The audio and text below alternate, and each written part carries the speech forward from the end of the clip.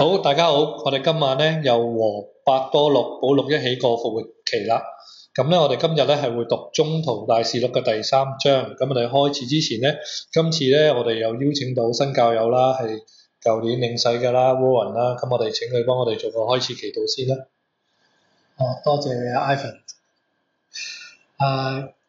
因父及子及聖神之名。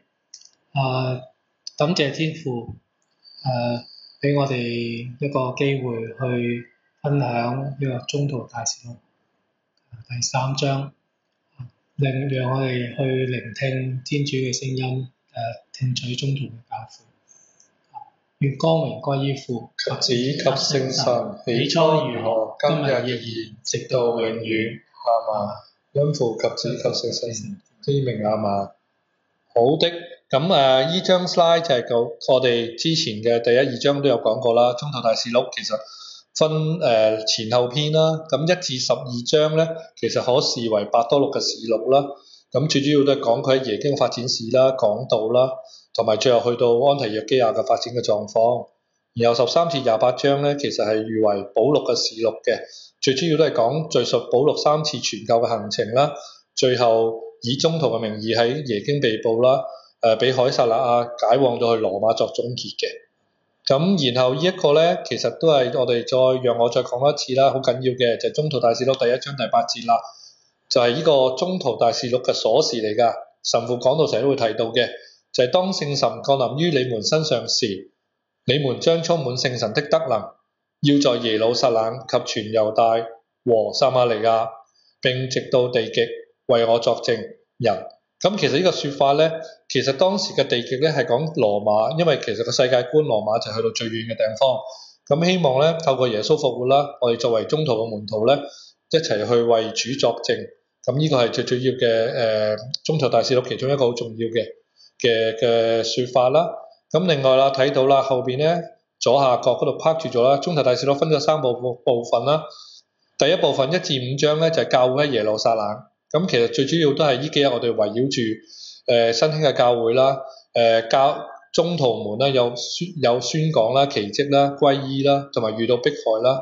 跟住第二個部分咧就係教會去耶路撒冷以外發展嘅，斯德望嘅傳教啦，腓利伯喺撒瑪利亞嘅傳教啦，保祿被召啦等等啦，跟住雅各伯嘅殉道啦，同埋保祿嘅第一次嘅傳教嘅旅程啦。同埋耶路撒冷嘅會議啦，就係第6至第15節嘅。然後去到第3部分啊，最後部分咧就要邁向全世界，去到地極啦。咁就會提到咧保祿第2同第3次嘅旅程。然後保祿係被捕啦、被囚禁啦，而押去羅馬嘅。咁呢個就係個宗徒大事錄嘅結構啦。咁今日我哋仲讀嘅係第3章啦。第3章其實分咗2大嘅段落。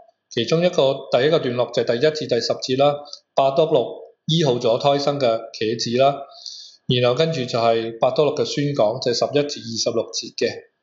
咁我哋呢張圖咧就話翻俾大家聽啦，其實會留意翻，其實呢個第3章嘅經文咧，會喺邊啲慶節度咧，或者邊啲主日啊、平日彌撒度咧，都會誦讀嘅，大家要留意翻。咁我哋進入去第3章啦，一開頭就係伯多祿醫好咗胎生嘅瘸子。咁其實咧呢度咧係 before 讀經前咧，同大家講下啦。其實第1節已經講咗第9時辰。其實第9時辰咧喺羅馬人嘅計算方法嚟講咧，朝頭早6點鐘開始計，每1個鐘頭就1個時辰。咁第9個時辰去到幾時啊？咁就等於下午嘅3點鐘咯喎。其實喺傳統嘅羅馬嘅禮日課入邊咧，其實有睇到，大家聽到夜禱啊、晨曦禱啊、第1時辰、第3、第6、第9晚禱，其實就係對應翻呢個時間俾大家睇到嘅。咁而個經文入邊會提到麗門，我哋首先講一講麗門係乜嘢咧？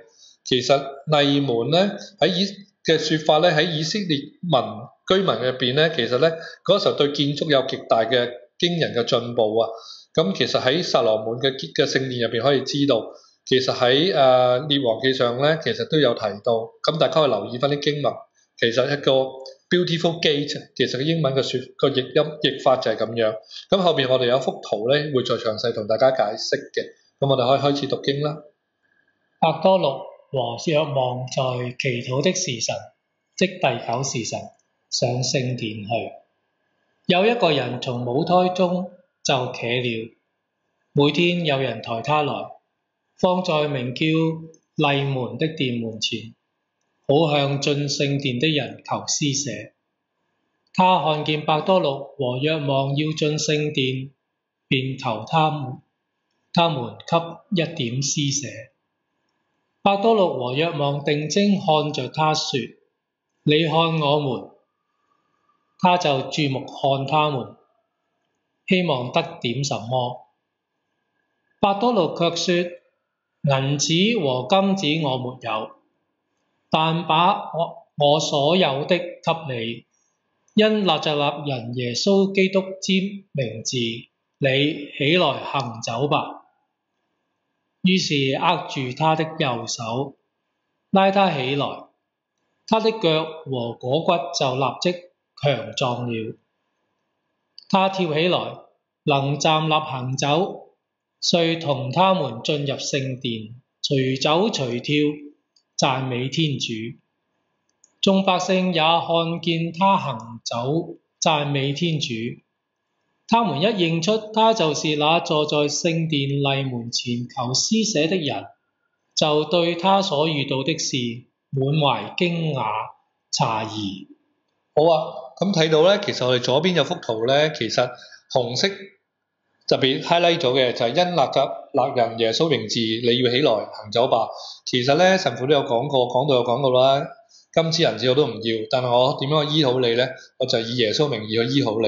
咁其實咧係對應咗翻咧依撒意亞先知書咧第35章第6節咧，其實提到咧滿全咗獲救者嘅幸運，就係嗰時候講啦，個茄子必須跳躍如鹿㗎。所以咧，我哋等揾翻幅圖出嚟咧，其實佢係有個動作係跳起咗，即係其實你睇到佢個歡欣喜悅得到基督嘅救援咯。咁下一個段落咧就係伯多祿嘅宣講啦。咁我其實咧頭先提到啦，麗門係乜嘢嘛？咁其實 beautiful gate， 咁你睇到右手邊有一幅好大好大嘅圖咧，其實呢個圖咧橙色嘅圖咧，其實就係克洛德嘅皇宮。克洛德嘅皇宮其實喺路加福音咧，我哋都提過好多次。咁其實你睇到咧，佢指住喺左下角指住嗰度咧叫 beautiful gate， 有啲蒙咧，其實就係呢個克洛德皇宮嘅正門嚟嘅。然後你見到 Solomon嗰個好長嘅長廊啦，又係左邊啦，下低嗰個位置咧，其實就係嗰個撒羅門嘅走廊嚟嘅。正如另外嘅左手邊有幅平面圖啦，藍色圈住嘅就係麗門啦，橙色圈住嘅就係嗰個所羅門廊啦。呢個就係想俾翻個位置咁大家啦。然後左下角咧，其實就係之前路加福音成個聖殿。記唔記得耶穌嗰時候苦難嗰個路程？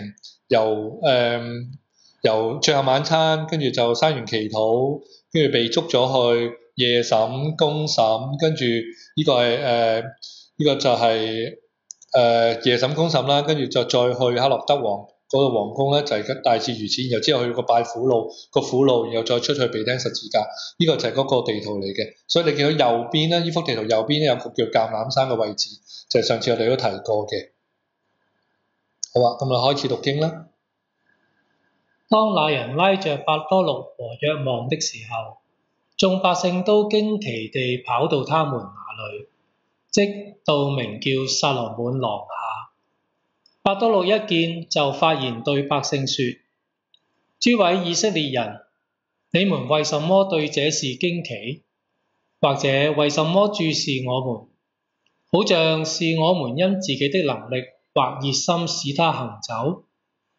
亞巴郎、伊撒格和雅各伯的天主，我們祖先的天主，光榮了自己的僕人耶穌，他就是你們所解送並在彼拉多前所否認的。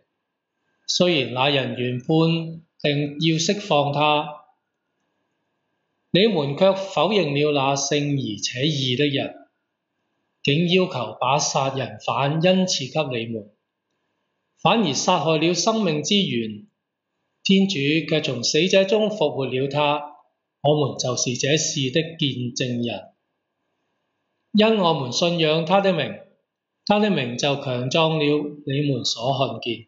所認識的這人，即由他而來的信德，在你們眾人面前賜這人完全好了。現今弟兄們，我知道你們所行的是出於無知，你們的首領也是如此。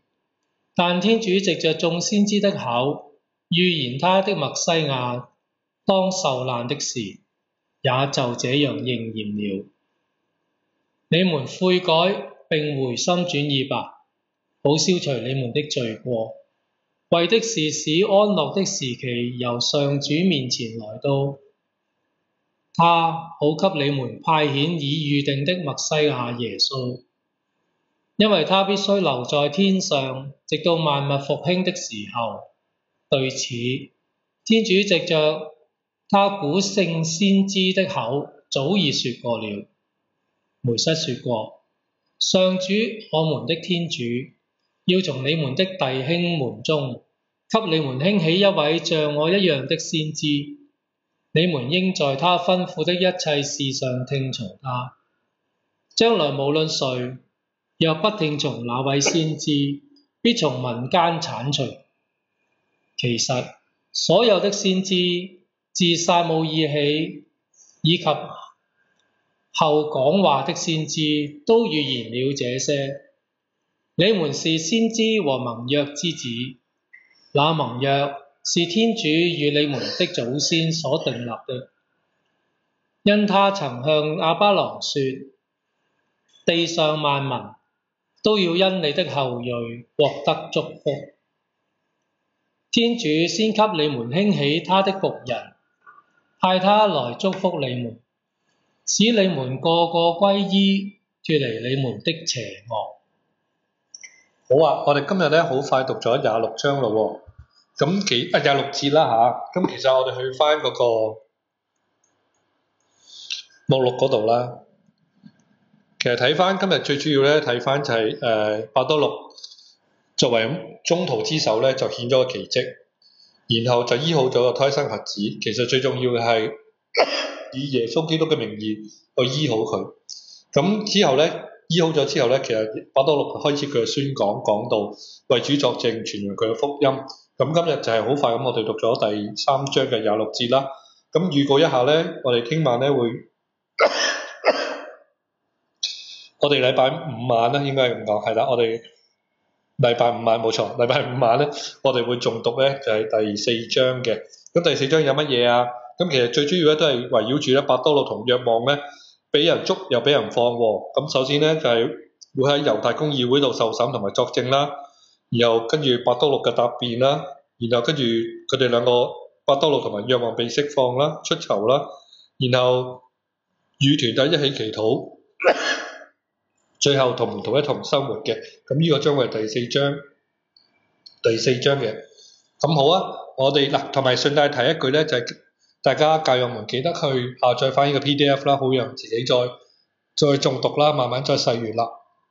咁我哋結束之前做個結束祈禱啊！因父及子及聖神之名，感謝天主，讓我哋好順利咁完成咗我哋今次宗徒大事錄嘅第3章亦都好似一個神蹟咁樣，我哋甩甩咳亦都可以完成到成個誦讀嘅。因父及子及聖神之名。好，拜拜。拜拜。